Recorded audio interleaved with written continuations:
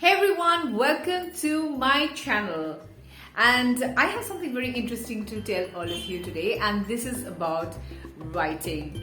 A lot of people have been asking me, how do we start writing? When do we start writing? What can trigger us to write? And there are so many interesting things to do about writing.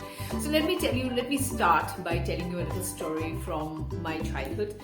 When I was a little girl, and I was very naughty. I was playing around with my cousin, and I used to be very, very outrageously naughty. And my mother, what she did was she would prop me up on bed with 4 pillows on 4 sides of me. And then what she would do is she would give me a foolscap paper, white paper, and a pen which had red. It was a dot pen with red ink. I still remember that. And then she would say, write. Just keep on writing and don't move from the bed, or else you're going to get a real whack. And I would just keep on writing lines and lines and lines of indecipherable everything. But there were no sentences, because that was a time when I still didn't go to school. And I still hadn't started writing my alphabets. And I was actually writing indecipherable sentences, and these were straight lines. They were not moving north or south, and then they were just straight lines. And I remember I really enjoyed those punishments though. And maybe that is one reason why I love writing every day. I write every day. I make it a point to write every day. So for those of you who keep asking, where do we start? I think you should start by reading first. And I always keep telling all the young people out there that you have to start reading before you start writing, because once you gather all that vocabulary, you start gathering all that, all those new words inside your hard disk, your writing is going to become very easy. So all the thoughts that you have inside your head is going to come very easily when you start reading. And you should read everything. Read all kinds of genres. You should read politics, you should read romance, you should read thrillers, you should read horror, every kind of books that you can get your hands on, because all these things will give you ideas. Now the next thing is that they also ask me, young writers who are the ones who want to become good writers, they also ask me, how do they get triggered? Where do they get these stories from? Where can they get ideas from about their creative writing? And then I tell them one thing is that your stories are everywhere. You can write from anywhere across the world, because the world, this entire world, is filled with so many different and so many interesting things that it's just not one thing that you see and observe and you write about. There are millions and millions of things that you can write about. And suppose you're going to school, and while you're going to school, so what happens then is that you happen to see a stray dog. So what you can do is you can write about that stray dog. I can also write about all this noise at 10:30 at night while I'm doing this video. I can write about the people creating this din, these honking while they are driving their bikes or their scooters or their cars, not at this time. So I always make it a point to write about this, and because these are my triggers, these are my stories, these are from the pointers from where I get all my stories from. So your world is your palette, and you can just become an artist, you can become a creator by just picking up anything that you want from these different topics that are available. You can in fact, if you can imagine yourself, you can let your imagination run wild, and you can start by thinking that you're an activist, and you can talk about all those trees which are planned to be, people are planning to cut down our trees. So you can write about that as well. You can write about it in the newspapers, you can write it in your blog, you can write it as an article in social media, you can write it everywhere. You can go for microblogging on Twitter. So there are a whole lot of options that you can do about your writing, and you can just need to put it up. Because I remember once when I was writing for the newspapers, and then suddenly they stopped publishing my stories. I didn't stop at that. I started my own blogs, and now I have around 10 blogs. I blog on everything. I blog on poetry, I blog on politics, I blog on the world. So for a writer who's creative, who's got many things inside their head, inside his or her head, it's very easy to pick up any subject.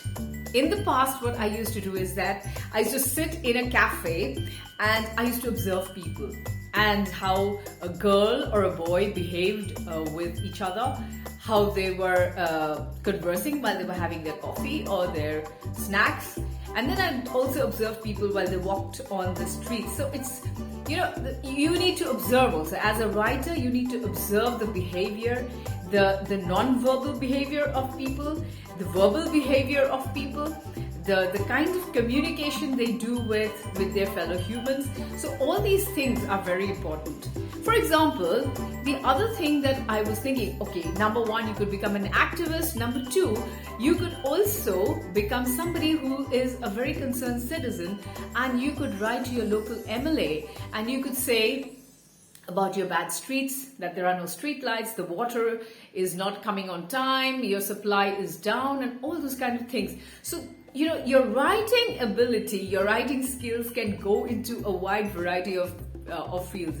It can just spread. You can spread your wings all around, because there's not just one form of writing. You can just do any form of writing.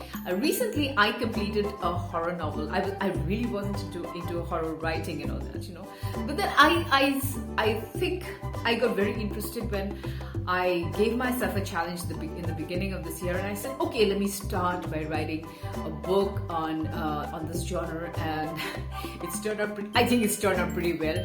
It's for the readers to say that. And then again, while I speak about the readers, it's very important that you write for the readers, and you have to understand what the pulse of the readers are, because you don't write just for yourself. There are some people who write for themselves, but then you also have to understand that when you are writing a piece, you should also make it a point to make it very readable, very interesting, and you should understand the psychology of the readers who will read your piece and make it more, they are the ones who are going to give you all the brownie points. So for writers, like I keep telling you, and I told a little while ago, that the world is your palette. Just go pick up any story that you want, and you can write on anything. And there are so many different forms of writing.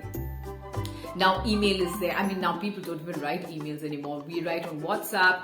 We are writing on social media. We're writing different kinds of things. People are writing books every day. So what is stopping you from writing? Don't stop. Just start writing. Start imagining. Give your pen that power. Like we always used to say in the beginning, that your pen is mightier than the sword. So you can make a huge difference to the world. And when I speak about the world, maybe you can imagine yourself to be writing a letter to someone in Germany, or maybe someone in the US, to ask the kind of things about sustainability, about climate change, about what they are doing to do things on climate change and on sustainability. All these things matter so much, and there are, the writer is like the universe, ever expanding. So keep yourself at that. Get down to pen and paper.